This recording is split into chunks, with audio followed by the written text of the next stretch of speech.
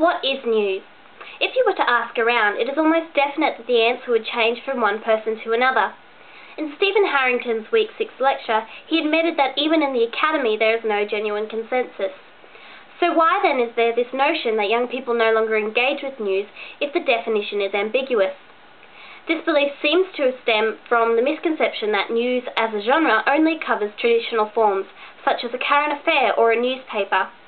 However, once removed from this misconception, it can be seen that many new forms of news are emerging, and that in fact it is not young people that are disengaging from news, but traditional news forms that are disengaging themselves from young people. It seems strange in an age where society is advancing at such a rapid rate that people are still stuck in the rut of thinking that only conventional news forms can actually constitute news, when nowadays there are so many more exciting ways to be informed about what's happening in the world. New news, as Fisk names it, is a new and improved news genre which merges information and entertainment, and this is the news genre that young people are engaging with. The numerous studies that have been carried out that have concluded that young people don't engage with news anymore have merely been focusing on the old rigid genre, which young people are no longer engaging with because they have found a form of news that is far more interactive, thought-provoking and relevant to them. For example, with traditional news, you get given a point of view. As Fisk points out, in these conventional forms, the criteria that decide what it is that a nation's citizens should know about the world are fundamentally similar to those that determine the school curriculum, illustrating that we are fed information and opinions that are expected to be accepted without hesitation as to its bias or neutrality. New news challenges this notion, instead encouraging us to form our own opinions. An excellent example of this is the unconventional news show investigated by Harrington, The Panel.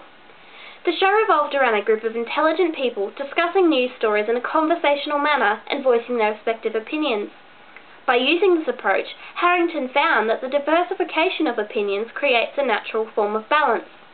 Thus, it allowed its audience, which were typically youth, to see stories from an alternate perspective, allowing them to evaluate all sides of the story before making an informed choice of where they stood on the matter.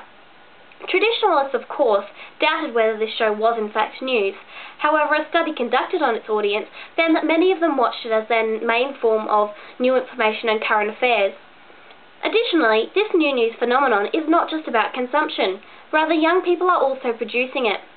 It has become known as citizen journalism, and whilst some argue that it is delegitimizing expertise and amateurish as the Week 7 lecture has described it, its popularity is expanding at a rapid rate, and by largest demographic is young people.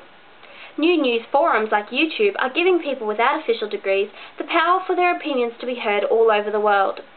And as for the arguments about the quality of citizen journalism, I urge people to look at the Drudge Report.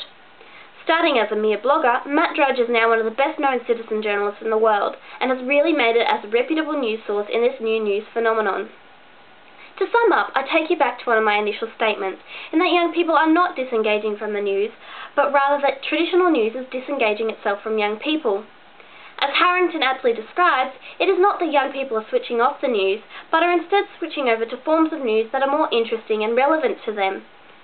These old and tired news formats are no longer appealing to youth, and so the new news genre, which is much wider and more malleable, is beginning to take precedence and engaging a whole new generation on the way.